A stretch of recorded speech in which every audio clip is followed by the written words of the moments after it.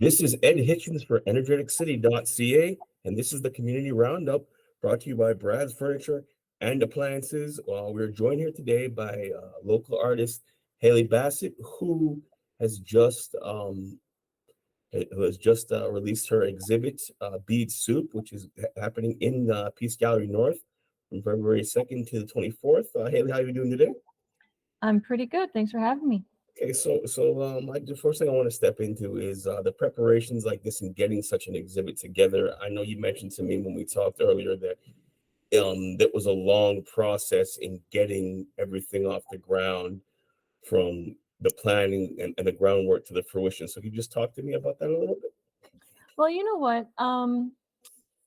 It didn't have so much to do with the planning. It's just that there's such a long wait time to get into this gallery because there's so much demand and there's so many active artists in the area. So it's kind of hard to fit everybody in. So I think it was a 2-year wait before I got in, but something like that. And really, I mean, I'm a professional artist. I've been an active artist for a while in the area, and so the former gallery programmer, Jacqueline, she approached me, some time ago, and slotted me in for this. But as far as the work that has gone into the show, I mean, one of my pieces took about 6 months to make. So these works span from 2021 till now, so it's quite a bit of time and effort that have gone into it for sure. Okay, so I know I talked about this earlier, and there was a lot of beadwork done in this exhibit. I mean, you said to me the centerpiece, the fire bag took about 6 months to make. It usually takes about 1 to 2 months. But could you speak a little bit more about the indigenous connection to beadwork and beads in general? Yeah, so I'm Métis, and another name for the Métis people is the flower beadwork people. And the reason we got that name, it was given to us by our First Nations relatives, is because we sort of, we were instrumental in developing floral beadwork. And that comes from influences from our European ancestors, their kind of folk arts and embroidery, and indigenous arts, including quill work. And those kind of came together, in the Métis culture. And so this fire bag that I've made, it's also called an octopus bag. And when you see it, you'll understand it has 8 legs. I know it's 8 tentacles on it. Yeah, I thought that was pretty neat. Yeah, so there's pretty neat history with those. Scholars believe that very unique design developed from First Nations bags that were made out of small mammals like otters. Oh. And yeah, they would have very elaborate, beautiful quill work on the paws of the animal or the tail, and they were left whole. And then when the Métis people, came into existence really through this process called ethnogenesis, and all these trade items are coming from Europe, including different fabrics and beads. Those kind of combined to create the fire bag that we know today. So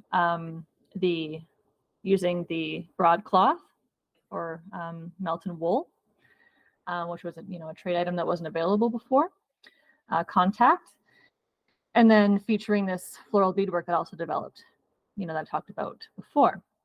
And so these bags became extremely popular trade items. And they literally had legs in that they traveled and were traded with many different First Nations groups. So you'll see a lot of different First Nations people using octopus bags in their regalia. And that's in fact how the fire bag adopted the name octopus bag, is because it was traded as widely as the West Coast, where they have octopus. So yeah, it's crazy, right? And also through that bag, that's how this floral beadwork, I mean, largely how, not solely, but largely how this floral beadwork became popular. So it's kind of the locus of all that. And I learned how to make those bags through a mentorship with Gregory Schofield, who is a Métis knowledge keeper and poet. And I learned how to do that, I think, in 2022, and I just haven't stopped. I just love making them. So they're a big part of my practice now. Yeah. Okay, so you had this exhibit, Bead Soup, along with an exhibit called Entanglement with Feruza Afrazi. I hope I'm saying that right. Mm. Um, but could you talk about the experience of working with her? You know, your professional relationship. You know, she seems to speak very highly of Oh, yeah. So far as on, I met her through some connections I have with Grand Prairie and that scene there. Specifically, I mean, I've worked with her partner Mosen at the Art Gallery of Grand Prairie, and we've also met through like a mutual friend, Peter von Tiesenhausen. And also this space, it's kind of an alternative art space in Beaver Lodge in the cultural center called Doris Space for Art.